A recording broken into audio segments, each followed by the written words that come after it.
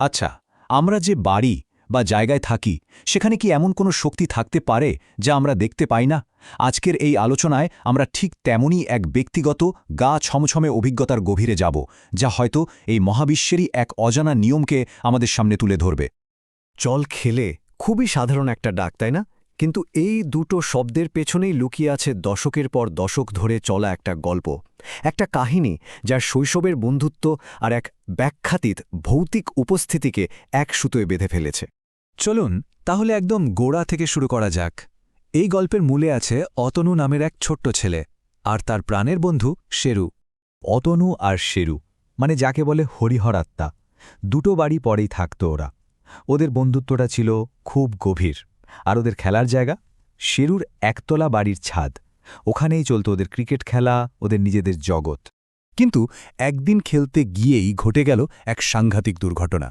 শেরু ছাদ থেকে পড়ে মাথায় খুব বাজেভাবে চোট পায়। হাসপাতালে দুদিন লড়ার পর সে মারা যায়।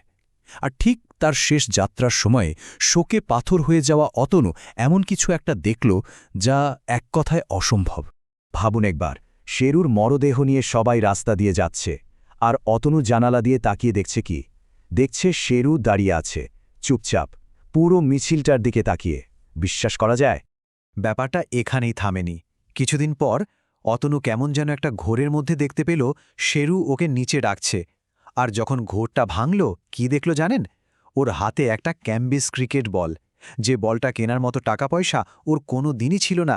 একটা ভৌতিক ঘটনার পর হাতে একটা বাস্তব জিনিস, রহস্যটা যেন আরও ঘনীভূত হয়ে গেল। কিন্তু গল্পটা এখানে শেষ হলে তো কথাই ছিল না। চলুন এবার এক লাফে কয়েক বছর এগিয়ে যায়। দেখি শৈশবের এই ভূতের গল্পটা কিভাবে আরও ভয়ঙ্কর চেহারা নিয়ে ফিরে এলো। অনেক বছর কেটে গেছে। অতনুর বয়স এখন ২২। সে তার পুরনো অ্যাম্বাসেডর গাড়িটা চালিয়ে ফিরছিল। রাত, একা, আর রাস্তাটা একেবারে অন্ধকার, শুনশান, পরিবেশটাই কেমন যেন গাছমঝমে। আর ঠিক এই রকম পরিস্থিতিতেই ওর বাবার বলা একটা কথা মনে রাখাটা খুব জরুরি ছিল। বাবা ওকে শিখিয়েছিলেন, যখনই ভয় পাবি বা অদ্ভুত কিছু দেখবি, মুখ একদম বন্ধ রাখবি। কথা বললেই কিন্তু বিপদ। গাড়ি চলছে। অতনু অভ্যাসমতো রিয়ার ভিউ আয়নায় তাকাল, আর যা দেখল তাতে ওর রক্ত জল হয়ে যাওয়ার জোগাড়। গাড়ির পেছনের সিটে একজন বসে আছে, আর সে আর কেউ না, শেরু। আর ঠিক তখনই শৈশবের সেই একই গলা ফিসফিস করে বলে উঠল, চল খেলি। ব্যাস, অতনুর আর কোনো সন্দেহ রইল না। এটা কোনো মনের ভুল না, ওটা সত্যি শেরু। বাবার কথাটা ওর মাথায় ঘুরছিল, তাই অতনু একটাও শব্দ করল না। স্টিয়ারিংটা আরও শক্ত করে চেপে ধরে প্রায় উড়ন্ত গতিতে গাড়ি চালিয়ে একটা লোকালয়ের মধ্যে ঢুকে পড়ল। ওটাই ছিল শেরুর সঙ্গে ওর শেষ দেখা। কিন্তু প্রশ্নটা তো থেকেই গেল, আসলে কি ঘটছিল এই সব কিছুর পেছনে? তো এই যে এতগুলো অদ্ভুত ব্যাখ্যাতীত ঘটনা, এর পেছনে কি সত্যিই কোনো কারণ থাকতে পারে? এগুলোকে কি আদৌ বোঝা সম্ভব? আর এখানেই আসছে এক প্রাচীন জ্ঞানের কথা। মানে এই যে অদ্ভুত ঘটনাগুলো ঘটল, এর সাথে আমরা যেখানে থাকি সেই জায়গাগুলোর অদৃশ্য শক্তির কি কোনো কানেকশন থাকতে পারে? এই প্রশ্নটা থেকেই কিন্তু আমাদের আলোচনাটা একটা নতুন দিকে মোড় নেবে। বাস্তুশাস্ত্র নামটা হয়তো অনেকেই শুনেছেন। এটা আসলে স্থাপত্য আর নকশার এক প্রাচীন ভারতীয় বিজ্ঞান। এর মূল আইডিয়াটা খুব সহজ, আমাদের জীবনকে প্রকৃতির শক্তির সাথে মেলানো। কিভাবে? পঞ্চভূত বা ৫টা এলিমেন্টের ব্যালেন্স করে। বাস্তুশাস্ত্রের একটা মূল কথা আছে, ভবন থেকেই ভাবনা তৈরি হয়। মানে আমাদের বাড়ি আমাদের চিন্তা ভাবনা তৈরি করে, আর সেই চিন্তা থেকেই আমাদের কাজ, আর কাজ থেকেই আমাদের জীবনের ফলাফল। তার মানে বাড়ির গঠন আমাদের মানসিক অবস্থাকে সরাসরি প্রভাবিত করতে পারে। আর কে জানে, হয়তো অতনুর মতো অভিজ্ঞতার পেছনেও এই শক্তিরই খেলা ছিল। ব্যাপারটা বেশ মজার।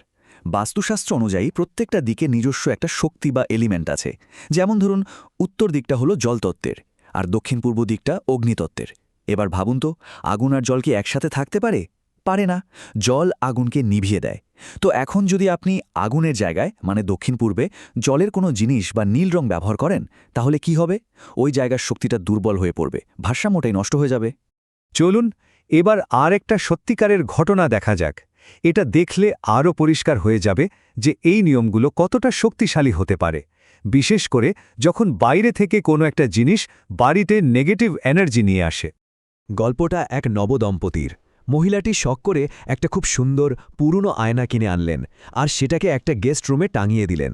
এরপর একদিন বাড়িতে পার্টি চলছে, হঠাৎ দেখা গেল এক অতিথির গ্লাসের পানীয় হাওয়া। এরপর থেকেই মহিলার আচরণে কেমন যেন একটা পরিবর্তন আসতে শুরু করল। রোজ ঠিক মাঝরাতে তিনি ওই আয়নার ঘরে চলে যেতেন। ধীরে ধীরে তার আচরণ হিংস্র হয়ে উঠল, আসবাবপত্রে আঁচড় কাটতেন, এমনকি পুরুষালী গলায় কথাও বলতেন।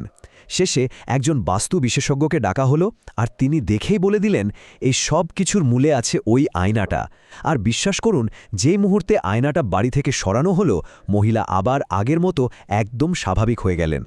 ব্যাপারটা হলো, বাস্তুশাস্ত্রে আয়নাকে জলতত্ত্বের এক ভীষণ শক্তিশালী জিনিস বলে মনে করা হয়। আয়না কোথায় রাখবেন সেটা খুব গুরুত্বপূর্ণ, কারণ আয়না শুধু শক্তিকে প্রতিফলিত করে না, তাকে বহুগুণ বাড়িয়ে দেয়। ভুল জায়গায় রাখলে এটা একটা নেগেটিভ এনার্জির পোর্টাল বা প্রবেশদ্বারও খুলে দিতে পারে। আর ওই বাড়িতে ঠিক এটাই হয়েছিল। আয়নাটা রাখা হয়েছিল দক্ষিণ দক্ষিণ পশ্চিম দিকে, বাস্তুমতে যেটা একটা মারাত্মক ভুল। বলা হয় এই দিকে আয়না রাখলে তা অশুভ শক্তিকে ঘরে ঢোকার রাস্তা করে দেয়। মানে একটা ছোট্ট ভুলই ওই ভয়ঙ্কর ঘটনাগুলোর কারণ হয়ে দাঁড়িয়েছিল। তাহলে এই দুটো গল্প থেকে আমরা কি বুঝতে পারলাম? আমাদের বাড়িঘরগুলো আসলে শুধু ইট সিমেন্টের একটা কাঠামো নয়, এগুলো এক একটা জীবন্ত পরিবেশ, যার শক্তি আমাদের চিন্তা, আমাদের কাজ, এমনকি আমাদের বাস্তবতার উপরও প্রভাব ফেলতে পারে। আমরা যেখানে থাকি সেই জায়গাও কিন্তু একটা গল্প বলে। ভাবার বিষয় হলো, সেই গল্পটা আমাদের সম্পর্কে কি বলছে।